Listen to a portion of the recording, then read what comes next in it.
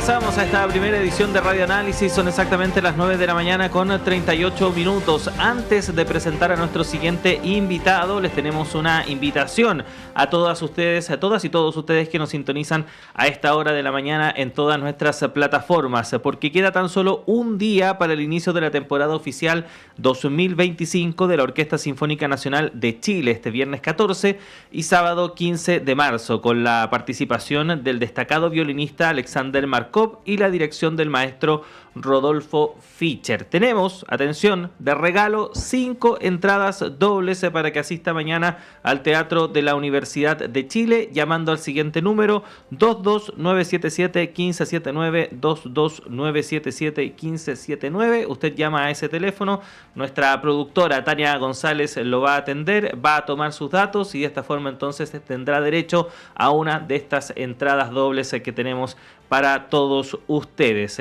Así que aproveche, hágalo y ahí vamos a estar dando en un ratito más los nombres de quienes fueron favorecidos con estas entradas. Ahora sí, nos metemos de lleno en lo que vamos a pasar a conversar a continuación, porque ya dejamos de lado el periodo de vacaciones, nos metemos de lleno en la rutina y obviamente un tema que hoy genera mucha preocupación es el empleo, el trabajo, en qué estado se encuentra. Bueno, está con nosotros el economista de Fundación Sol, Santiago Roselot, para contarnos más detalles respecto de esto. ¿Cómo estás, Santiago? Buenos días.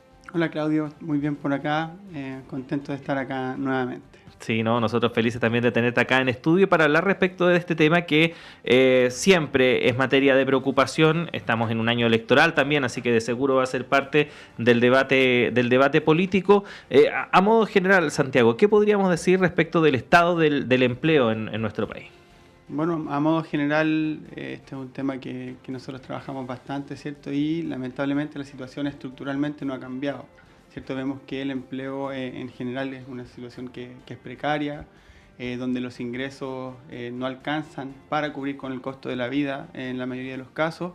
Y bueno, se nota particularmente en un mes como es marzo, ¿cierto? Un mes emblemático en cuanto al costo de la vida. Están los gastos escolares, ¿cierto? Están los permisos de circulación, las deudas de las vacaciones.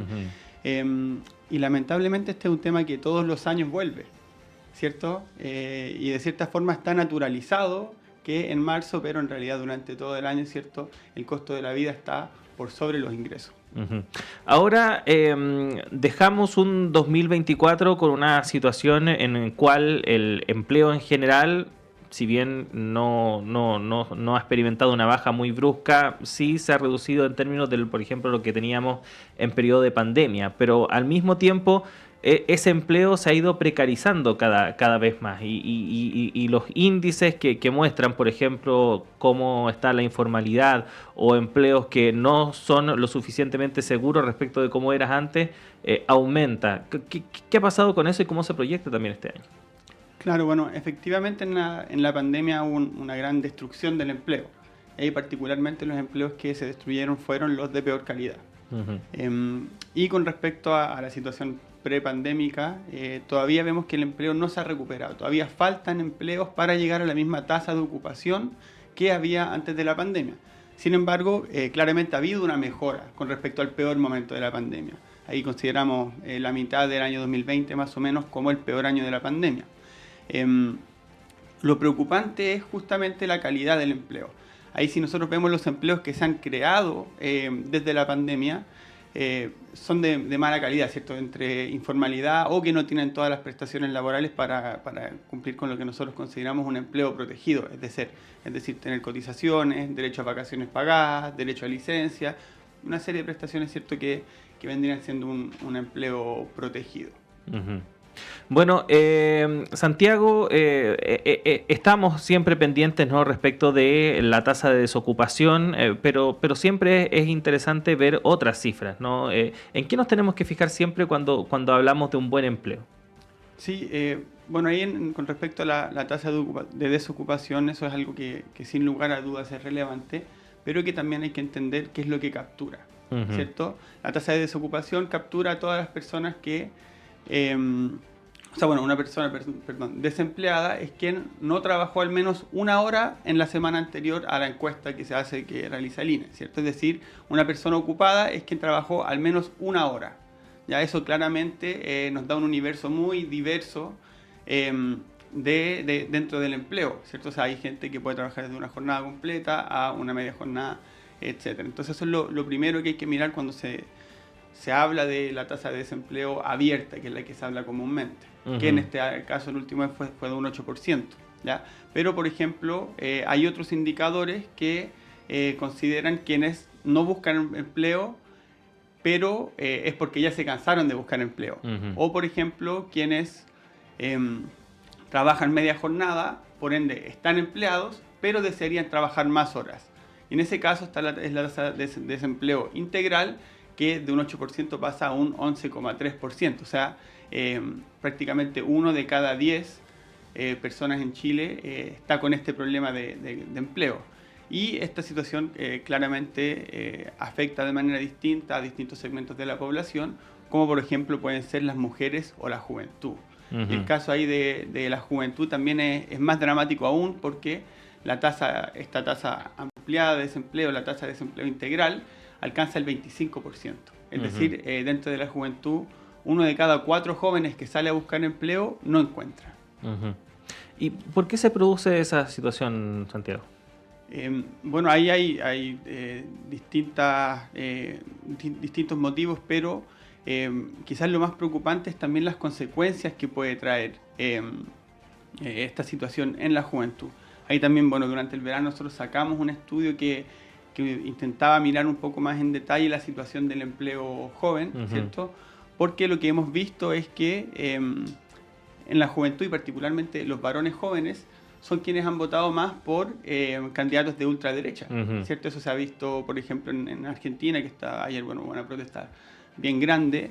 Entonces vemos que las condiciones precarias de empleo de la juventud son particularmente preocupantes para el avance de la ultraderecha, pero en general lo es esta crisis, ¿cierto?, que estamos hablando, ¿cierto? O sea, el costo promedio de un hogar, según las estadísticas oficiales, sea de 1.900.000 pesos a precios de hoy, y los salarios estén el 50% gane menos de 600.000 pesos, eso es una situación estructural que es preocupante, que obliga a la deuda y que también es terreno fértil para este avance de la ultraderecha, ¿cierto? Eso en términos generales. Ahora, Santiago, estamos conversando con el economista Santiago Roselot de Fundación Sol. Estamos hablando de que hay, al parecer, una suerte de incapacidad del mercado laboral de generar empleos de calidad. Y que es algo que se viene arrastrando ya desde hace bastantes años. ¿Por qué eso no se ha podido revertir o a quién tendríamos que apuntar a la hora de buscar, por así decirlo, responsables de que esta situación se mantenga? ¿Derechamente al Estado por no adoptar las políticas necesarias o también al sector privado por efectivamente no favorecer las condiciones para que este mercado pueda mejorar? Ahí ambos sectores juegan un rol, ¿cierto? O sea, cuando el Estado o la institucionalidad en general, ¿cierto?, plantea reformas que buscan aumentar el salario mínimo, que buscan mejorar las condiciones de trabajo, rápidamente el sector privado se niega, ¿cierto? Y el discurso, sea independiente de la situación económica del país, cuando el país le está yendo bien, no hay que interrumpir ese crecimiento económico, cuando el país le va mal hay que ajustarse el cinturón. Entonces siempre el sector privado va a estar, o ha demostrado en realidad, estar en contra de avances para la clase trabajadora. Ahora, también hay una responsabilidad en la institucionalidad, ¿cierto? El salario mínimo, por ejemplo, es una política pública que es central, que es fundamental para mejorar los salarios en Chile, no solamente para quienes trabajan y ganan el salario mínimo en sí, sino porque también sirve como una guía para los demás salarios de la economía. Un efecto faro, como se le conoce en la literatura. Y si bien ha aumentado de manera importante, ¿cierto?, en estos años, sigue siendo insuficiente. O sea, los 510.000 pesos, ¿cierto?, que son brutos, que equivalen a un poquito más de 400.000 pesos en líquido, no alcanzan para superar la línea de la pobreza de un hogar de 3 personas. Y ahí eso es lo que nos invita, ¿cierto?, a cuestionarnos qué valor le estamos dando al trabajo, o sea, qué es lo que hay detrás. Un salario es básicamente el tiempo que le dedica una persona todos los días, una jornada completa, ¿cierto? Que trabaje 9 horas al día o eventualmente, ¿cierto? Va a ir disminuyendo la jornada. Pero es también esa pregunta de fondo que hay que tener en cuenta cuando se habla de estos temas, ¿cierto? Tiene que haber una suficiencia, tiene que alcanzar para vivir el salario. Uh-huh. Estamos entrando ya o no estamos entrando, ya entramos al último año de administración de este gobierno. Esta semana, de hecho, se conmemoraron los 3 años. La ministra del Trabajo, Janet Jara, asoma como una eventual carta presidencial. Eso lo va a tener que resolver el Partido Comunista, pero está dentro de los nombres. Y si bien en el contexto de este aniversario se relevaron algunos temas, como por ejemplo la aprobación de la ley de 40 horas, etcétera, etcétera, todo el tema de cuidados, que en cierta forma también tiene mucha relación con el tema del trabajo, cuesta ver iniciativas o políticas concretas en favor de los trabajadores que se hayan implementado durante esta administración. ¿Cómo lo ven ustedes en Fundación Sol? Sí, ahí bueno, ya hemos hablado más o menos de los principales avances, lo que principalmente destaca el gobierno en materia laborales. La ley de 40 horas también abrió muchos flancos que dejan al descubierto sobre todo a trabajadores de empleos más precarios, de empleos del comercio. Pero más allá de eso, nosotros lo que identificamos es que la mayor deuda, en base a las mismas promesas, ¿cierto? que hizo el gobierno en su momento, tiene que ver con la negociación colectiva, ¿cierto? Donde prometieron, ¿cierto? una negociación colectiva inicialmente ramal, luego hablaron de una negociación colectiva multinivel, que tiene una diferencia, ¿cierto? Y para también definirlo un poco, acá en Chile se negocia a nivel de empresa, es decir, cada sindicato negocia con su empresa.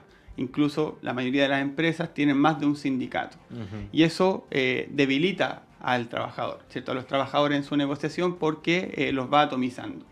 La negociación colectiva a nivel ramal agruparía, por ejemplo, a todos los trabajadores de un sector, a todos los trabajadores de la minería, a todos los trabajadores del sector comercio, a todos los trabajadores de la industria, a todos los trabajadores de la educación, ¿cierto? Y así sucesivamente para los distintos sectores, y lo que permitiría sería de esa manera darle mayor poder negociador a los trabajadores en esta negociación, ¿cierto?